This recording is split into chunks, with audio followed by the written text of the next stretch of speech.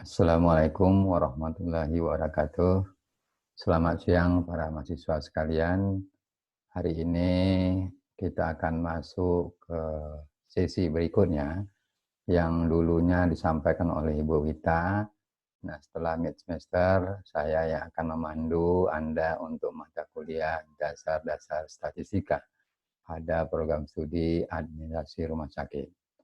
Nah, pada siang ini kita akan mempelajari tentang ukuran kemiringan dan ukuran keruncingan. Ini masuk di dalam statistik deskriptif. Nah, dalam bahasa ilmiahnya disebut dengan sweetness. Itu menggambarkan kemiringan dari sebuah kurva, dan kurtosis. Kurtosis ini menggambarkan tingginya puncak kurva. Kalau kita melihat sebuah kurva normal, nanti kita bisa mengilustrasikannya bagaimana hal yang berkaitan dengan kemiringan atau sweetness dan berkaitan dengan keruncingan. Nah, apa yang kita sebut dengan ukuran kemiringan atau sweetness? Ukuran kemiringan ataupun sweetness itu tidak lain adalah ukuran yang menggambarkan ketidaksemestrisan atau yang disebut dengan asimetris dari suatu distribusi data.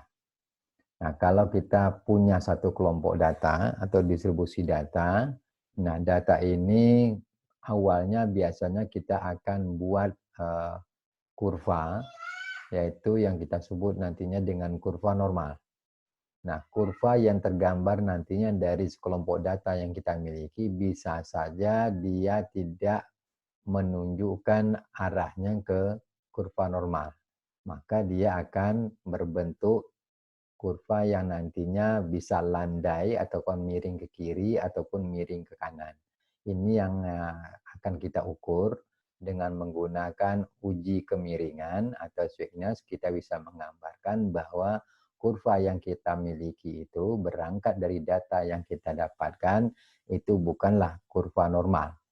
Dia bisa miring ke kiri atau landai ke kiri ataupun miring ke kanan.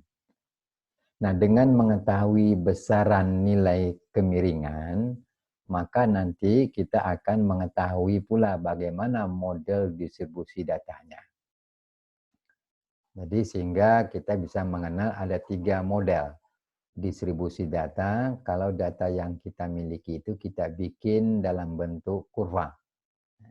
Nah, model yang pertama yang disebut dengan model distribusi simetris atau disebut dengan distribusi normal. Nah, kurvanya nanti bisa kita lihat bagaimana bentuk kurva yang simetris. Yang kedua ada yang disebut dengan model positif atau miring ke kanan.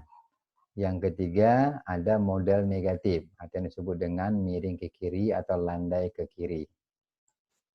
Nah, apa yang kita sebut dengan kurva atau distribusi data yang simetris? Tidak lain adalah distribusi data yang bentuk kurvanya nanti setangkup.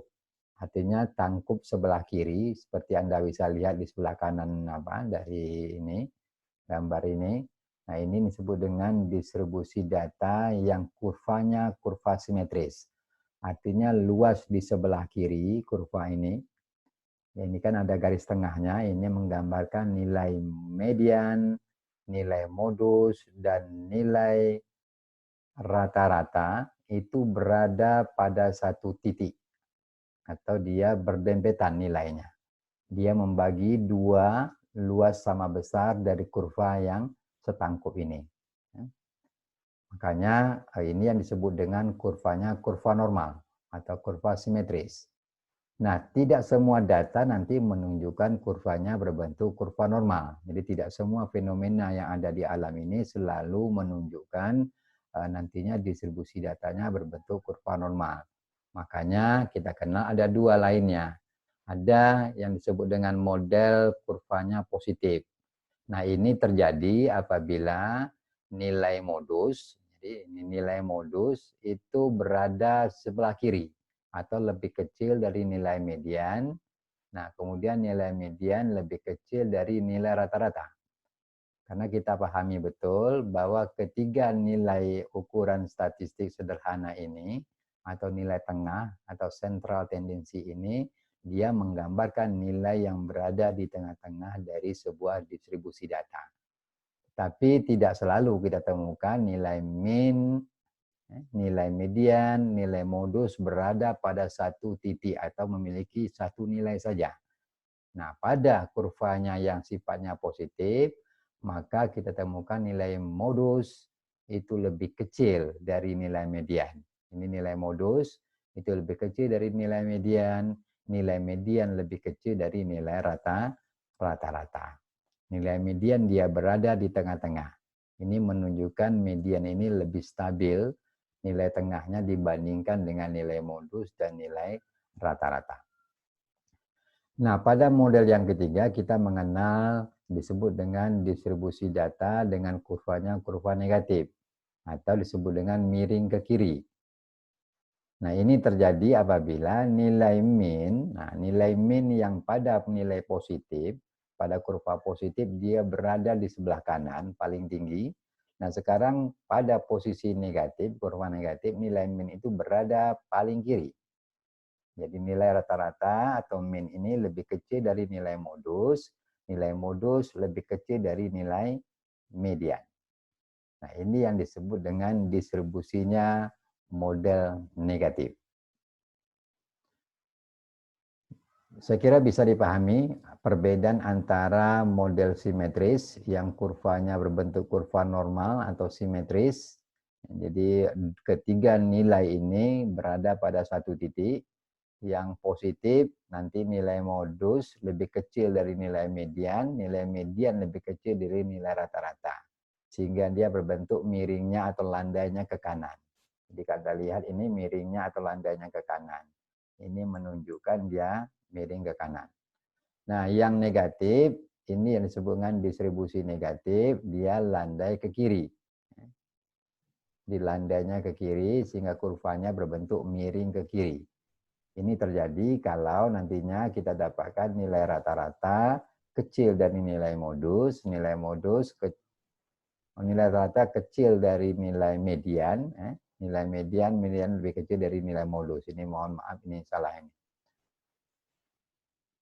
Nah, untuk mengetahui apakah distribusi dari sekelompok data yang kita miliki itu mengikuti model simetriskah dia, nilai kurva positifkah dia, atau model negatif, ini dapat dilihat dari nilai koefisien kemiringannya. Jadi hanya kita bisa lihat dari nilai koefisien kemiringannya. Makanya kita akan mencoba untuk menghitung berapa koefisien kemiringan dari satu kumpulan data yang kita miliki. Nah, untuk mengukurnya kita ambil saja rumus yang dikeluarkan atau yang diacu berdasarkan rumus Pearson. Rumus Pearson ini ada 3, nanti Anda pilih saja menggunakannya apakah yang pertama bisa kita gunakan dengan koefisien kemiringan, menggunakan nilai modus. Jadi menghitung nilai koefisien kemiringan berdasarkan nilai modus.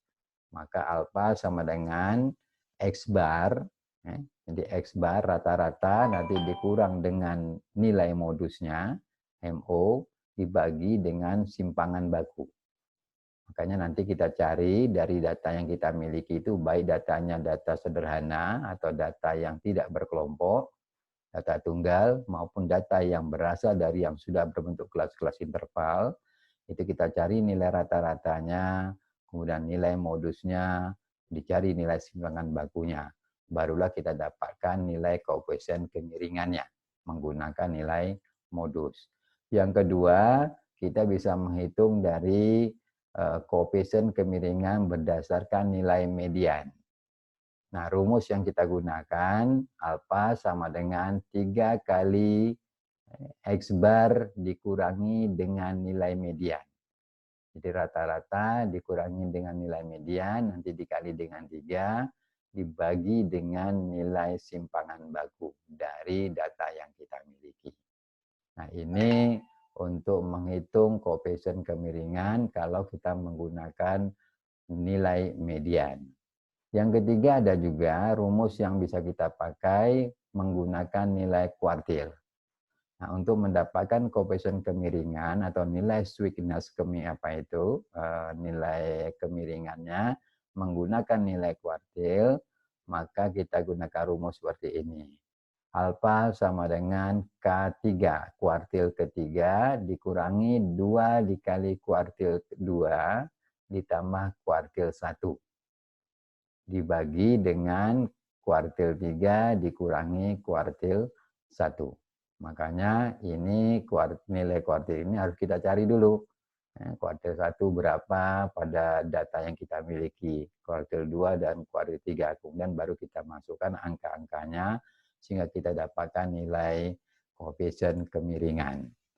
Nah, nilai koefisien kemiringan yang kita gunakan nantinya itu digunakan untuk melihat model dari distribusi dari sekelompok data yang kita miliki. Nah, menginterpretasikannya berdasarkan 3 kriteria sebagai berikut. Ada 3 kriteria, apakah dia masuk ke dalam distribusi datanya yang negatif, sweetness-nya simetris, dan positif. Itu tergantung dari nilai koefisien kemiringan yang kita dapatkan. Nah, jika koefisien kemiringan nantinya lebih kecil dari nilai 0, maka distribusi datanya kita simpulkan dia berbentuk negatif atau miring ke kiri. Jadi dia jelas tidak simetris. Nah, kedua, jika koefisien kemiringannya sama dengan 0, maka distribusi datanya dikelompokkan ke dalam distribusi data normal atau simetris. Nah, yang ketiga sebaliknya, kalau kita dapatkan koefisien kemiringannya lebih besar dari nilai 0, maka kita simpulkan distribusi datanya berbentuk kurva positif atau miring ke kanan. Saya kira untuk part yang pertama sampai di sini dulu.